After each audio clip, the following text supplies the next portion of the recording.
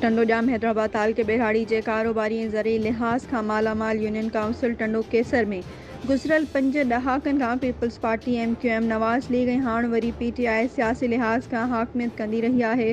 पर बदकिस्मती सां हर दौर में टिंडोक़ेसर खे नज़रअंदाज़ ई कयो वियो आहे। नंढे खां नंढे कम या मसइले खे बि हमेशह मक़ामी माण्हुनि पंहिंजी काविशुनि सां हल कयो या सरअंजाम ॾिनो आहे, पर UC जे हेडक्वार्टर टिंडोक़ेसर जे ॻुतियल आबादी वारे मुग़ल पाड़े जो ट्रांसफार्मर मौजूदा मुख़्तसिर अरसे में काफ़ी भेरा सड़ियो आहे, जेको हर भेरा मक़ामी माण्हुनि पंहिंजी मदद पाण तहत ठहरायो आहे ऐं हाणे हिकु भेरो ॿीहर सड़ी वियो आहे। जेतोणीकि मुग़ल पाड़े में पीपल्स पार्टी नवाज़ लीग ऐं PTI सां तालुक़ रखंदड़ असर रसूख़ वारा वाइट कॉलर माण्हू बि रिहाइश पज़ीर आहिनि, पर उहे बजाए मसइलो हल कराइण जे ॿियनि हंधनि तां बिजली छिकाए पंहिंजो कारोबार हलाए रहिया आहिनि, पर हिन कहर जी गर्मी में भोॻे वरी ग़रीब वोटर रहियो आहे। अलमियो इहो आहे त पीपल्स पार्टी ऐं PTI वारनि ऐलान वाइदा ऐं वचन त इलेक्शन में वॾा कया हुआ, पर सरज़मीन ते अमली कम सिर्फ़ मख़सूस सेल्फी तबिके जा करे रहिया आहिनि।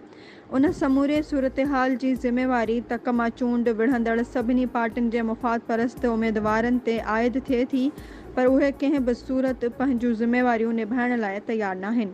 जेकर सियासी वागूं रखंदड़ भोतारनि जा ई अहिड़ा प्रकार आहिनि त अवाम कंहिं दर ॾेई दाहिणे नाइब एडमिन फ़हीम निज़ामानी ऐं ॿिया साथी पिणु मौजूदु हुआ।